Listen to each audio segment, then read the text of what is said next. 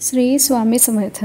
आज आपण श्री स्वामी समर्थांच्या कथेमध्ये शूद्र स्त्रीला पुत्रप्राप्ती झाली ही कथा आज ऐकणार आहोत। कथा काही अशी, मंगळवेढ्याला एक 60 वर्षांचा शूद्र होता। त्याची बायको 52 वर्ष वयाची होती। तिला संतान नसल्याकारणाने ती फार कष्टी असे। बाई पतिव्रता असून फार भाविक पण होती। एकदा बसप्पा तेल्याची आणि तिची गाठ पडली।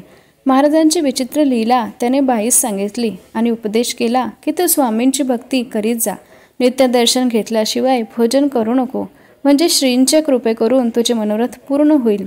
त्या दिवसापासून बाईने तसा नेम धरला। जेथे श्री स्वामी समर्थ असतील तेथे जाऊन मग ते दर्शन घेत असे आणि मगच भोजन करे। याप्रमाणे 2 वर्ष तिने तसे केले।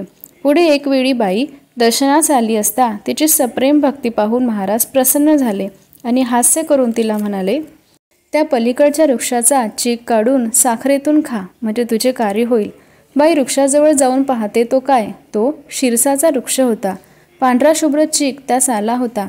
तो काढून घेऊन श्रींच्या आज्ञेप्रमाणे त्यात साखर घालून बाईने खाल्ला।